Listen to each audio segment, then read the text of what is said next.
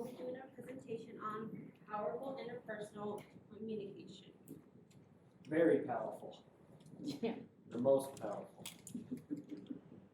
Have you ever done one of those? My daughter wanted me to do those ad-lib things. You know where you give a noun, give an adverb. I was thinking that one. I look at this title every time. Powerful interpersonal communication. That's what we're here all about. Well, how many of you have ever learned something, read a book, done a training, Googled some podcasts on this topic of communication? Have you guys ever learned anything about communication before? Yeah. It's very interesting how simple the information is, yet how difficult at the same time, if that makes sense. So I want you to imagine right now, think back in your life, what are some examples of powerful communication, either from you to someone else or vice versa? Any come to mind? What would you consider powerful communication? Asking someone to marry you. Okay, yes, proposal for marriage. That one has a lot of power. Yes. Okay, any others? I'm thinking of like some interactions I've had with my parents, specifically my grandfather. And I'll talk more about that later. And the other one that seems to stick out as well is my high school baseball coach. And not necessarily positively, but it was very powerful. He was very powerful, yes. So really though, what we're talking about is there are these kind of instances, right? Important conversations, meaningful moments, those are powerful. But I might suggest also that communication is a miracle in itself. We all speak a different language, even if we speak the same, if that makes sense. And so anytime that we successfully communicate anything, I think is powerful. There's the expectation, right? We're okay. So we're gonna have some fun today. We'll talk about communication, and hopefully you come away with maybe a refresher of some of the things maybe you've heard before, or maybe one or two ideas that you hadn't really thought about before that you can take and implement in your life, right? You don't have to be perfect. You don't have to be this all-powerful communicator once you leave this room, because it's a lifelong thing. So right now, scale of 1 to 10. 10 is the best, 0 is the opposite. I want you to score yourself on your communication skills. You got a 10, somewhere at the other side, somewhere in the middle. You don't have to tell me, just pick a number. Where do you fit?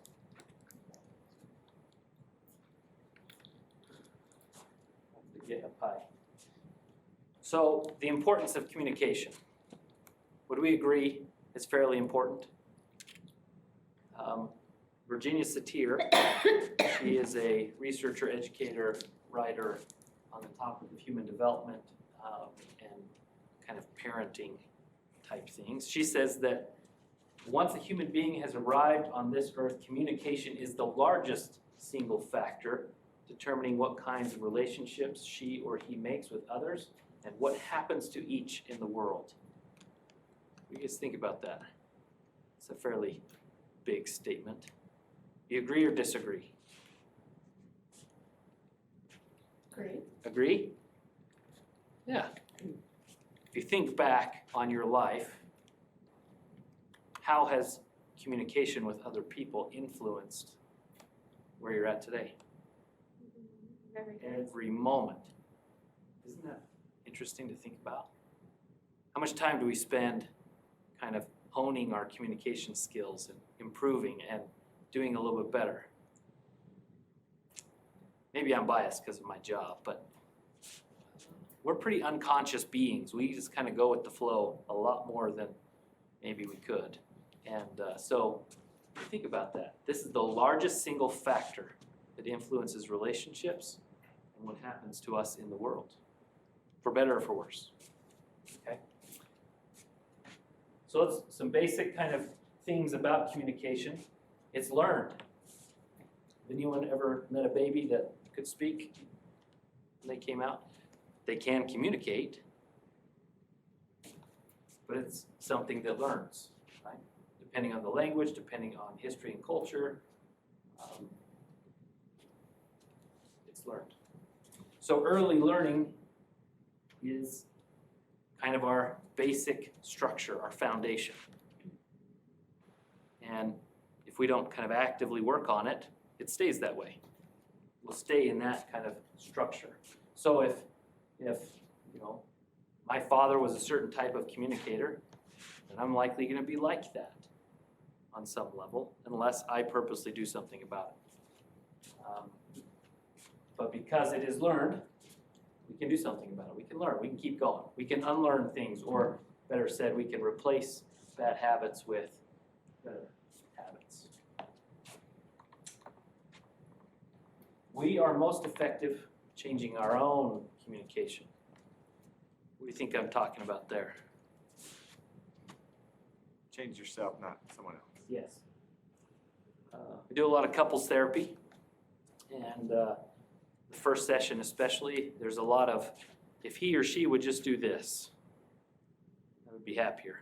Or people will come in by themselves and complain about their spouse, and how do I get them to do this? We always end up in this place. Well, what can you control, what can you not? I have power here, right? So I'm responsible for my own communication skills, which means then if communication goes poorly, I have a part to play in that. I don't have to take total responsibility because there's other people, but I'm responsible.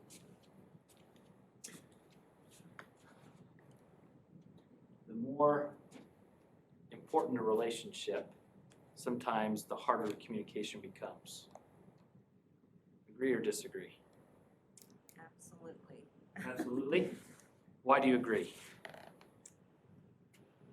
Well, I felt like I was a pretty good communicator until the relationship went awry with my daughter. Yeah. And now, trying to communicate with her, I feel like I'm always walking on eggshells, Mhm. trying to search for the right Yeah. words and not be Yeah. offensive. And Yeah. so I find that it's hard. It is. It is. It adds this level of complexity called emotion. And I might suggest that emotion can severely interfere with successful communication. Not to say that we have to be unemotional to communicate, because that's terrible communication too. But on some level, biologically, we have this kind of fighting system. We have this primitive or animal brain that's in charge of safety, security. That's where emotion is. We have this human part of our brain, which is the rational part, which is where language is.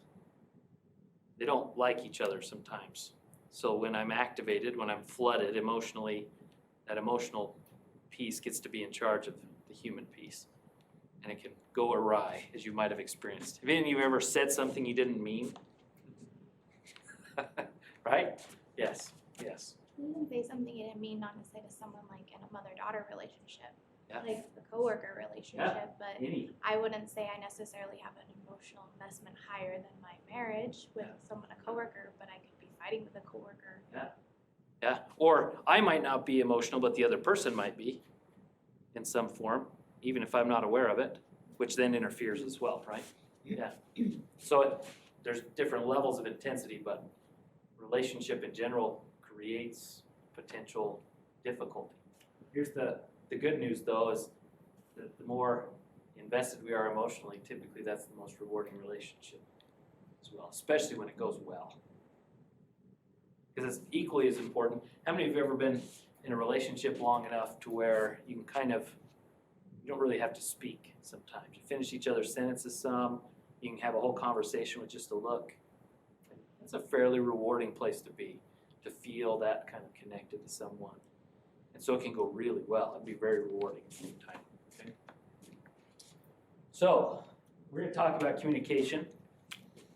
And so that means we're going to spend very little time about words.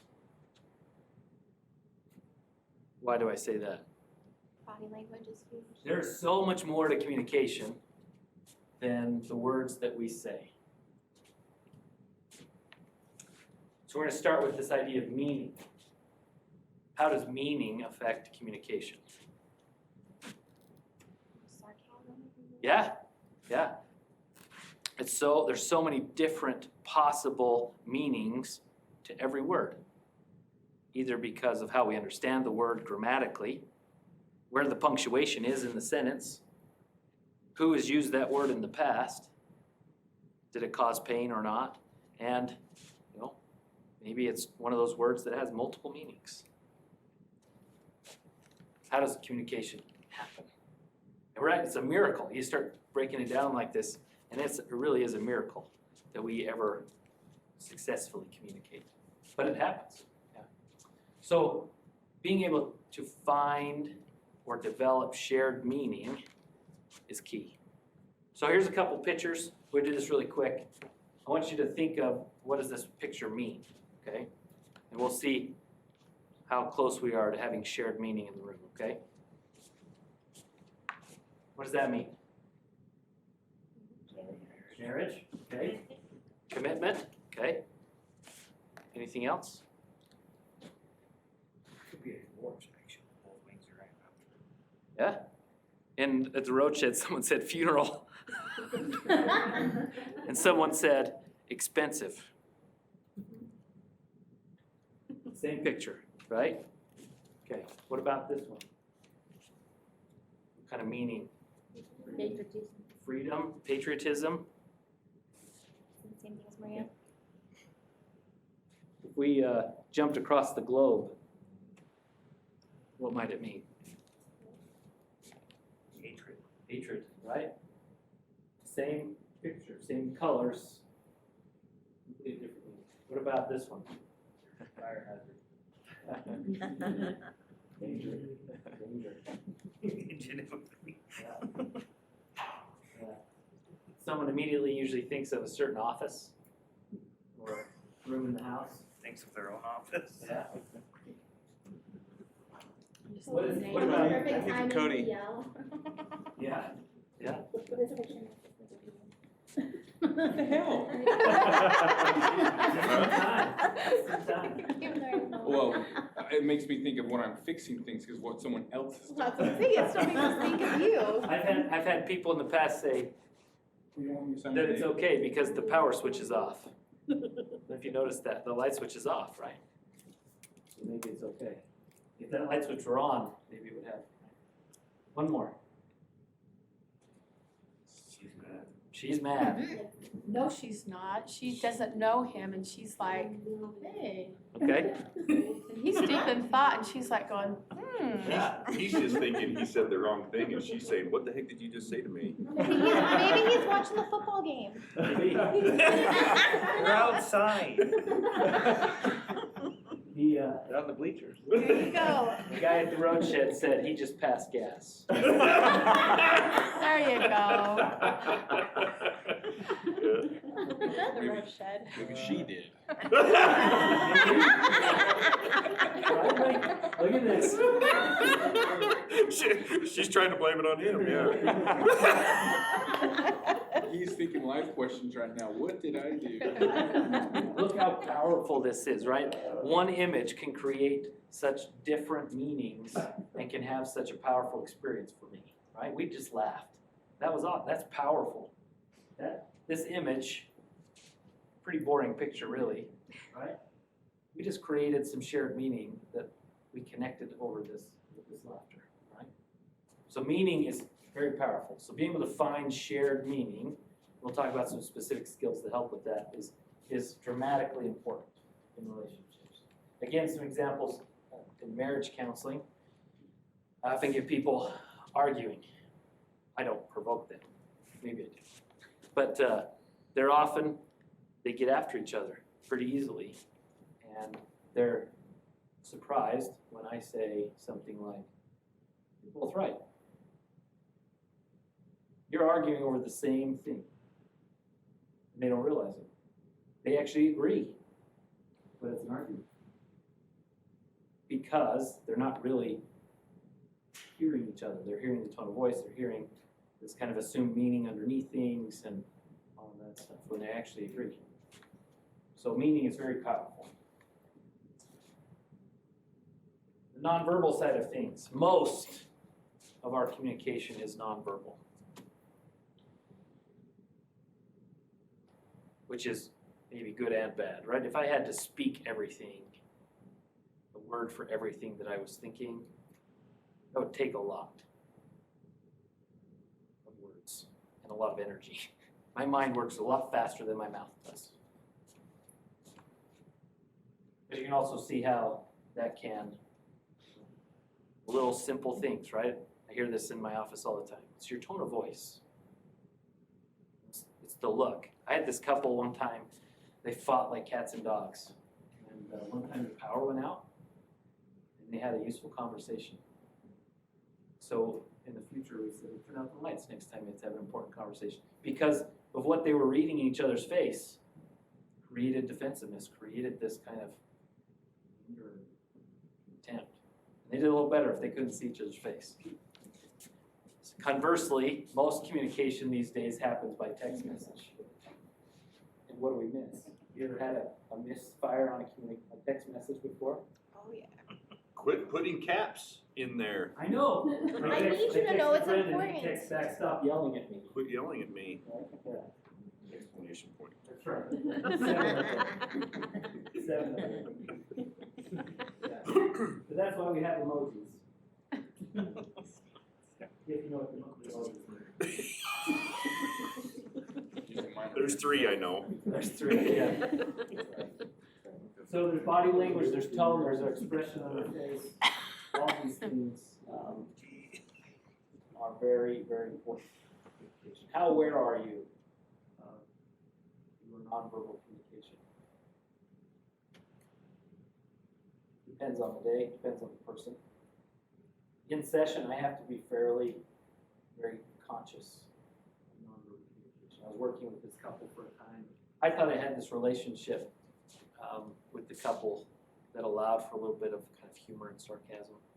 And this guy was saying something, and I rolled my eyes on purpose because I thought I had a relationship with him that we could acknowledge that that was preposterous. Like that comment was, right? But he got pissed. It was not good, right? So dangerous. We have to know our audience, and we have to be responsible for my part. So if someone is giving me feedback that says, hey, it's your tone of voice, I think it's okay to honor that. So even if I don't see it, I have to kind of try and work from their perspective. Silence is communication. Agree or disagree? Right. So we can never not communicate. We're always conveying some sort of message. Ever been part of the giving or receiving of silence? There was a lot of communication happening.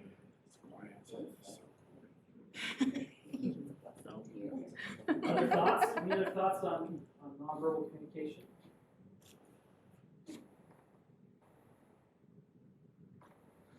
Example, more powerful than preaching, right?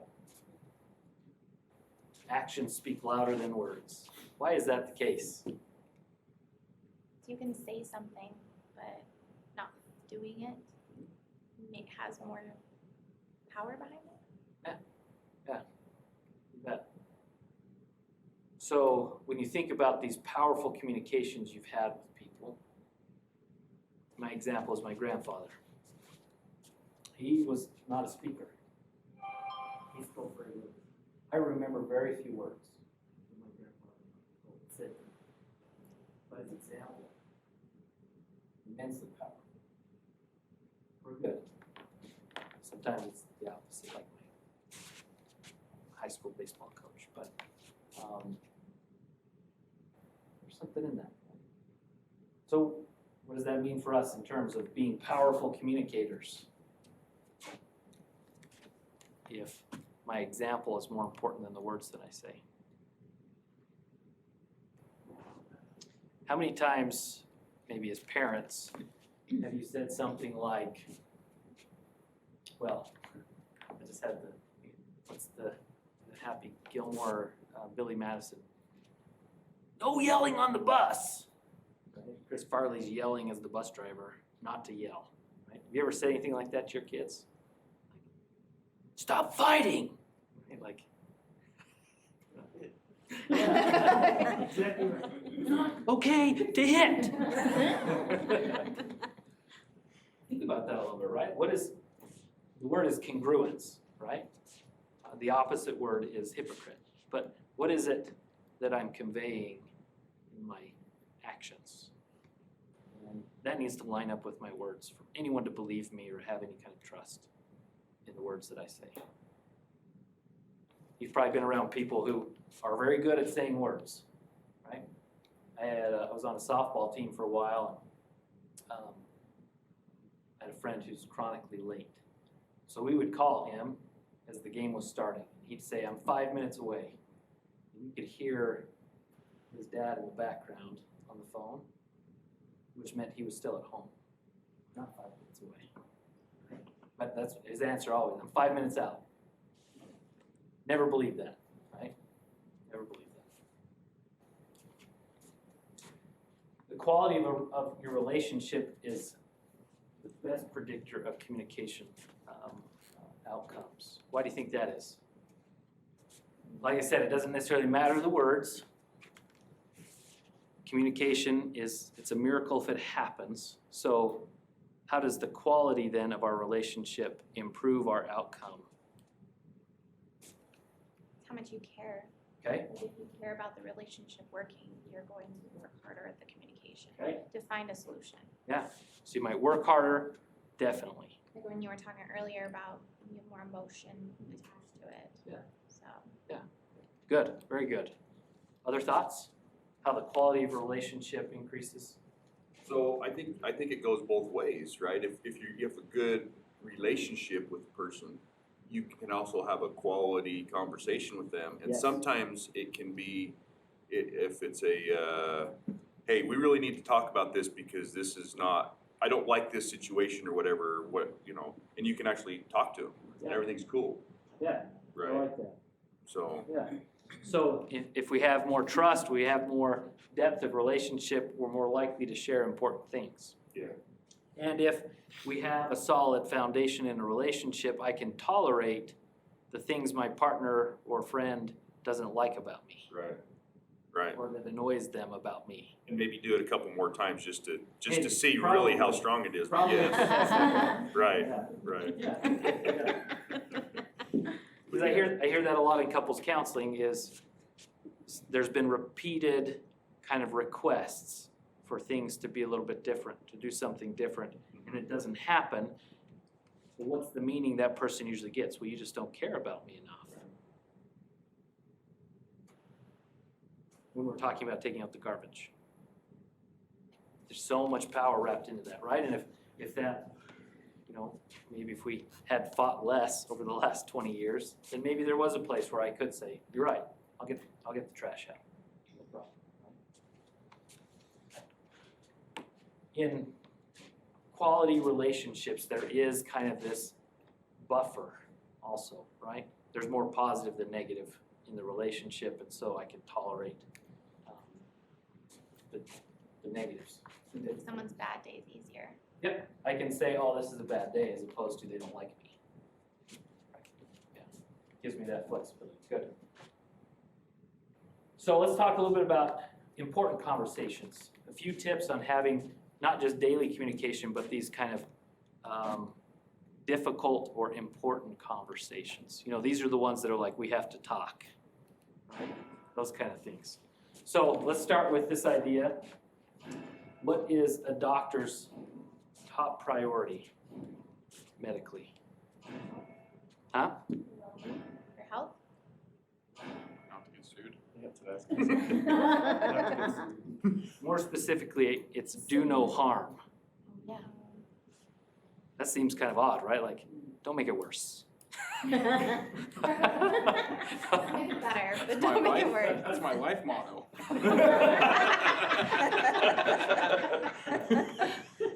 So that's something to think about, right? If I'm gonna have an important conversation with someone, how do I not make it worse? Maybe I need to spend a few minutes with that, right? So here's some ideas. Oh, that's really small on these screens. So you want to identify your motives, right? You want to take some time before the conversation to get a little prepared. What is it I want in the conversation? And emotion creates shifting motivation, right? I might go into the conversation with good intentions and the right motivation, but I end up in that animal part of my brain, and now I'm trying to win, or I'm trying to punish somebody, or maybe I'm trying to avoid conflict. Good short-term solutions, terrible long-term ones, right? So maybe I need to take a few minutes, some questions I can ask. What do I want for myself in this conversation? And then, what do I want for the other person? Where do we end together? What do I want in this relationship? And, I don't know, from a kind of calm place, asking yourself those questions, I think we can trust ourselves. Maybe you've had that experience before. If you're all riled up about something, right? Maybe have some time to kind of breathe, settle down a little bit, and the picture becomes something different. That's really what we're looking for. A little bit of space, a little bit of prep work, rather than this automatic response. We don't need, to have verbal diarrhea. Like we want to have a very proactive, tactful, assertive place. And it takes a few minutes. Sometimes that's all it takes. It's just a few minutes to collect myself and to be prepared. And to get my motivation in line. Because if I'm going into it wanting to punish somebody, what's going to happen? Well, most likely they'll be disappointed, because how often does that work? Right? And the other is, if someone doesn't want to see something a certain way, they're not going to.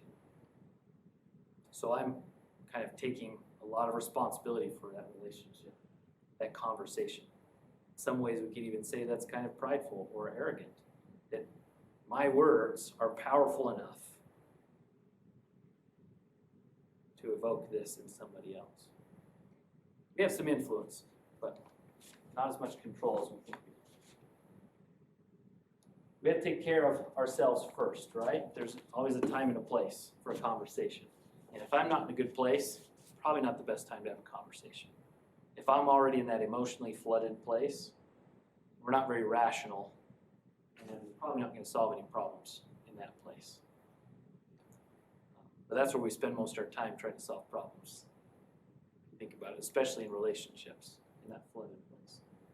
So you've probably had this experience where there's this eruption, conflict, drama, and then 2 days later it's like, I'm really sorry. And we come back together, life is good. Right?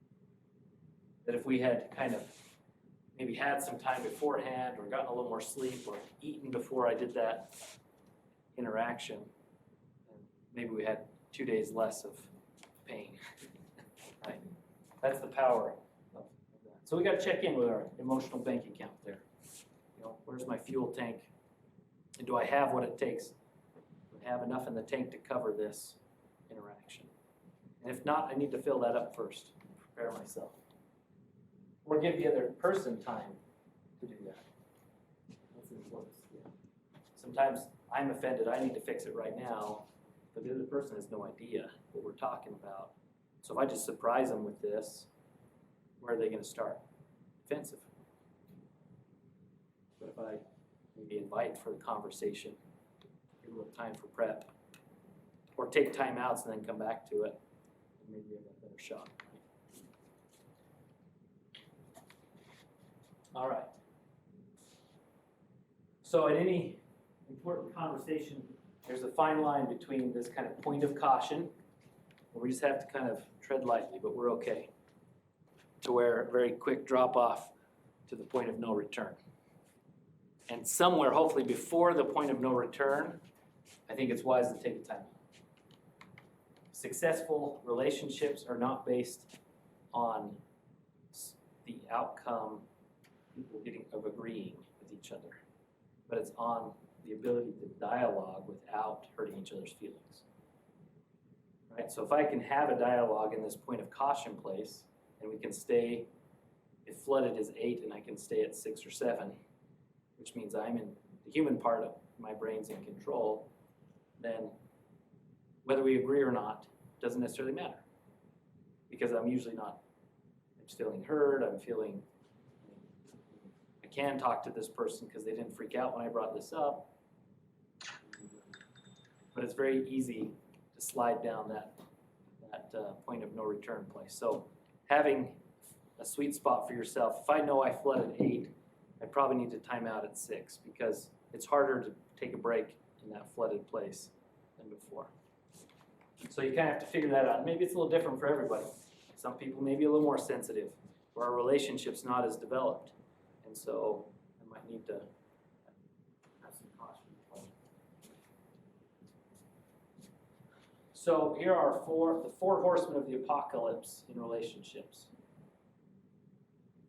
If they're in our communication with people, we're in trouble. And maybe not like this one conversation, but the pattern of our relationship over time, if it has these things. So criticism, usually to begin, some sort of comment, right, which leads to defensiveness, which then leads to some beginning of storylines around why the person is doing what they're doing, and it's usually negative. It's contempt, which usually leads to this, we're not even talk. Four horsemen of the apocalypse. All right, let's, we're gonna go fast. I apologize. I still want us to be done on time here. So some quick things on what to avoid, and then we want to talk specifically about the language piece, right? Because that's all we've talked about is the stuff around the words so far. So some things to avoid. Don't just cast out hints, right? Hope for the best. Or don't expect other people can read your mind. Or try to read other people's minds. I like this statement here, that's trespassing. Right? Don't assume that that's a dangerous place. Jumping to conclusions, similar things. So in relationship patterns, it's usually how they work. We usually communicate in these kind of circular ways.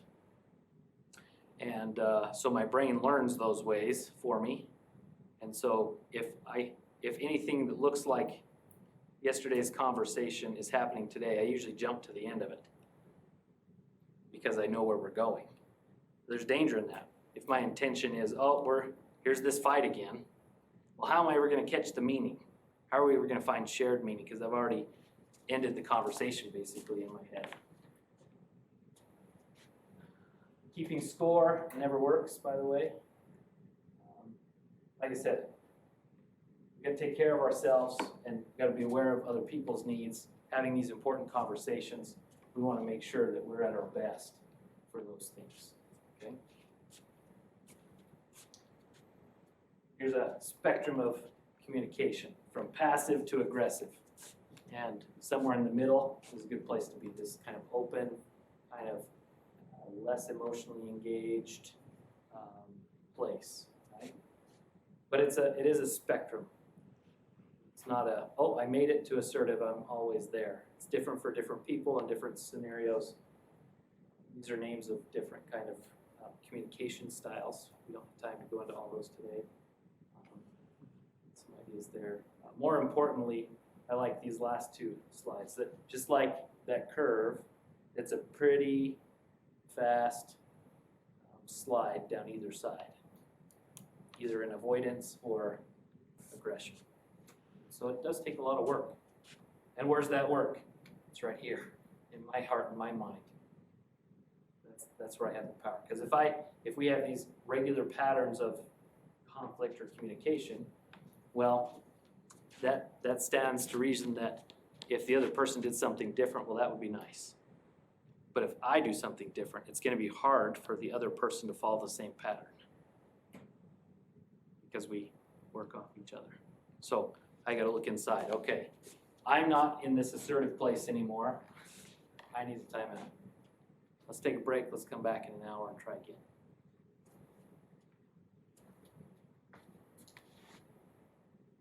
All right, now let's talk about the actual conversation parts. We'll start with listening. What's more important, listening or speaking? Why do you think that is? What are your thoughts on why listening is so important? Can't hear the meaning if you're not listening.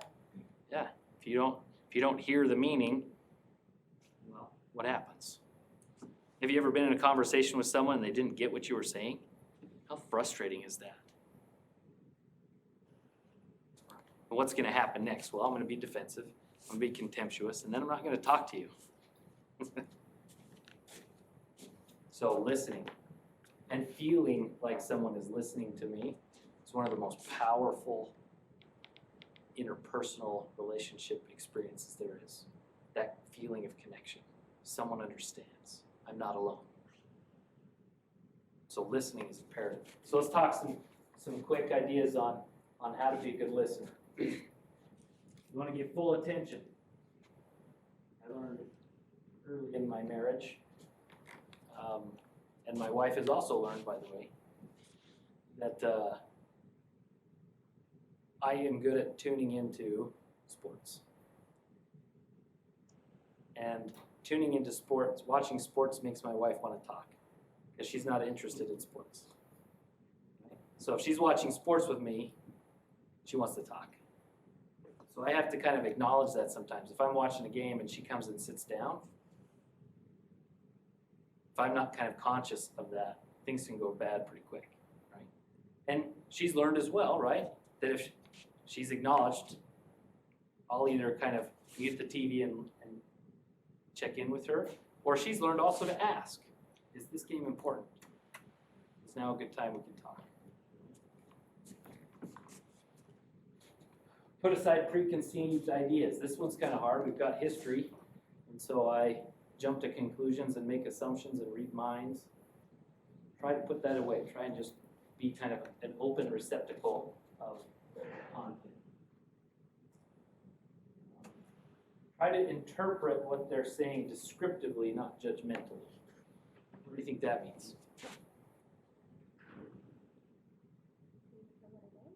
Yeah. Try to hear, think about it like, what am I hearing as opposed to what does it mean? Or giving an edge to what their meaning is. We're trying to. Exactly right. Yep. So in a reflective listening type environment, if I'm the listener, I might say something like, this is what I'm hearing. Is that correct?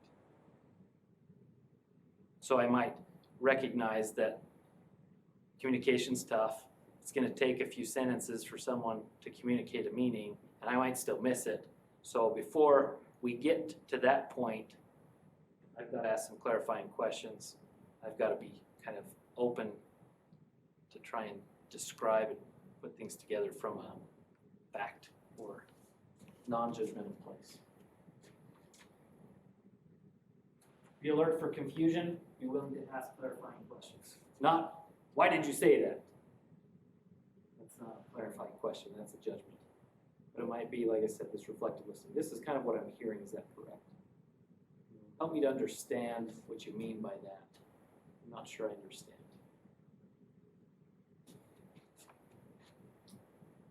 Let that person know that you're listening. Eye contact, full attention. Might even say some, yes, I hear you. Or even in that reflective listening kind of a place, where you're saying, this is what I'm hearing, right? A kind of a reframe of what they just said that acknowledges, right? Then that you're saying, is this correct? And they're like, no, that's not what I mean.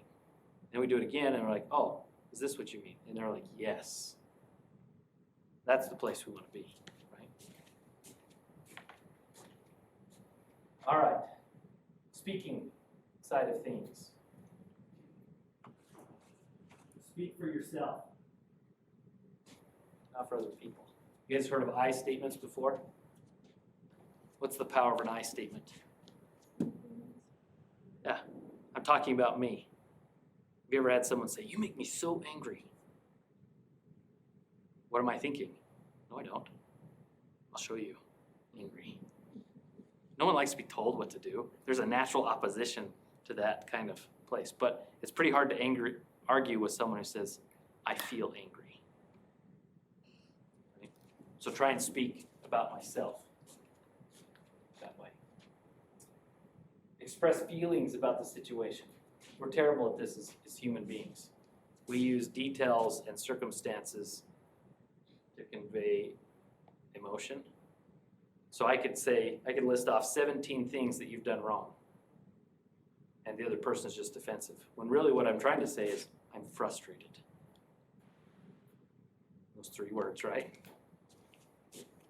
Think about that a little bit. How do I convey emotion? Or showing love. Everyone shows love a little bit differently. You ever met someone who's not verbal in showing love? They do all these things, service and physical touch and all these things around it, but they won't say it. And when they do say it, it means quite a lot. Try and keep things brief. Sometimes I'll request you get 15 to 20 words. Try that out sometime. It's hard, but it's possible. We over-explain and over-talk things rather than move into clarifying questions and reflective listening. Right? We get defensive when we just start talking louder and faster. Maybe we need to do the opposite. Give listener an opportunity to understand. So don't talk too fast. Use shorter sentences. Give them a chance to breathe. Right? Make sure they're ready for the conversation. Checking in on that flooding kind of a thing. Right account. Maybe paraphrase rather than just repeat.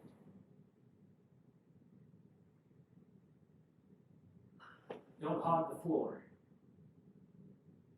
We take turns. Had a couple who they argue a lot in the kitchen. You'd be interested.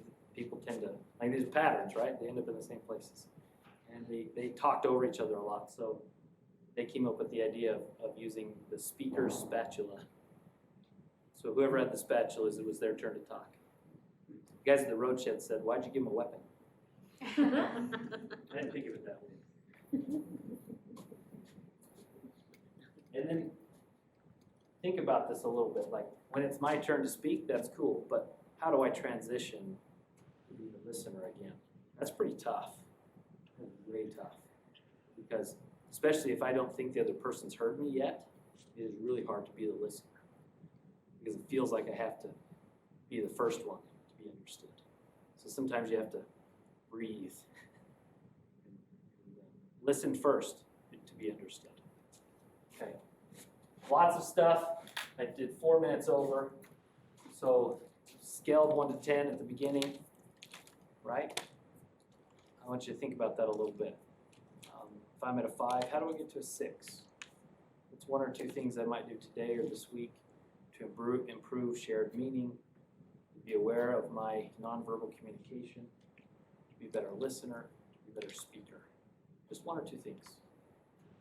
And I would suggest whatever comes to mind, or whatever kind of stuck out to you through this presentation, that's the stuff you want to focus on. 1 or 2 things, right? We keep going, we keep building on it. We can learn, we can improve. And even if you have successful conversation most of the time, communication, how much more powerful can we make it? And maybe that just means, how do I improve a relationship? How do I get closer to someone because we have that opportunity? We've had this success so far, let's keep it going. So give it a shot. And give us a call at Blomquist Hale if you want some more specific or one-on-one suggestions as well. Thank you very much for your participation.